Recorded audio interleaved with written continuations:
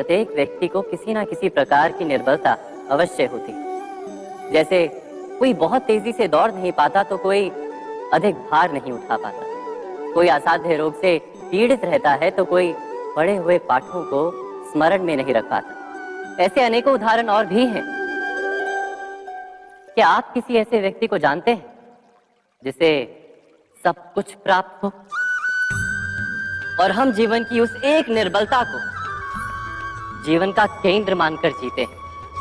इस कारणवश हृदय में दुख और असंतोष रहता है सदा। निर्बलता मनुष्य को जन्म से अथवा संजोग से प्राप्त होती है, किंतु उस निर्बलता को मनुष्य का मन अपनी मर्यादा बना लेता है।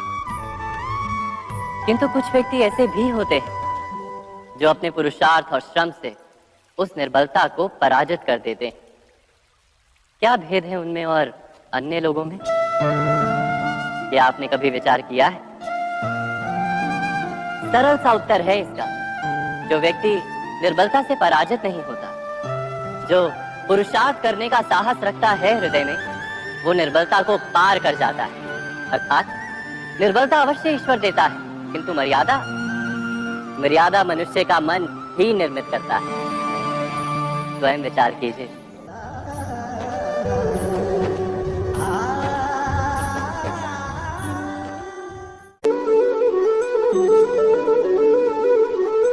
भविष्य का दूसरा नाम है संघर्ष। हृदय में आज इच्छा होती है और यदि पूर्ण नहीं हो पाती तो हृदय भविष्य की योजना बनाता है। भविष्य में इच्छा पूर्ण होगी ऐसी कल्पना करता रहता है, किंतु जीवन ना तो भविष्य में है ना अतीत में।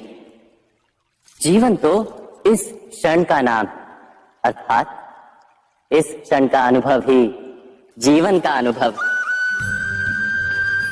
पर हम ये जानते हुए भी इतना सा सत्य समझ नहीं पाते। या तो हम बीते हुए समय के स्मरणों को घेर कर बैठे रहते हैं, या फिर आने वाले समय के लिए हम योजनाएं बनाते रहते हैं। और जीवन बीत जाता है। एक सत्य यदि हम हृदय में उतार लें कि ना हम भविष्य देख सकते हैं, ना ही भविष्य निर्मित कर सकते हैं, हम तो केवल धैर्य और साहस के साथ भविष्य को आलिंगन दे सकते हैं, स्वागत कर सकते हैं भविष्य का। तो क्या जीवन का हर पल जीवन से नहीं भर जाएगा? स्वयं विचार कीजिए।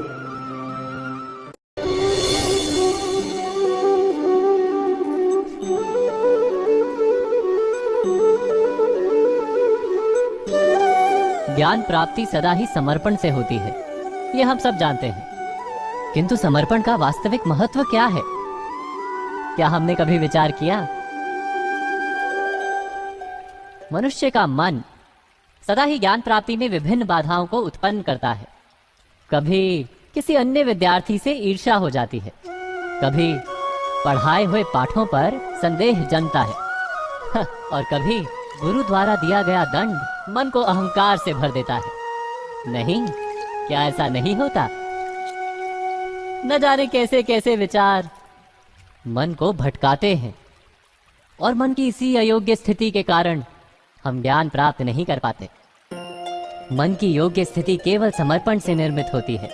समर्पण मनुष्य के अहंकार का नाश करता है, ईर्ष्या, महत्वाकांक्षा आदि भावनाओं को दूर कर हृदय को शांत करता है और मन को एकाग्र करता है। वास्तव में ईश्वर की सृष्टि में ना ज्ञान की मर्यादा है, ना ज्ञानियों की। गुरु दत्तात्रेय ने तो गाय और श्वान से भी ज्ञान प्राप्त कर लिया था।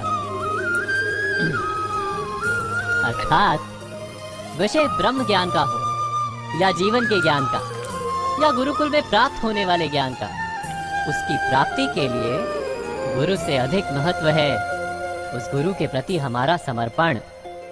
क्या ये सत्य नहीं?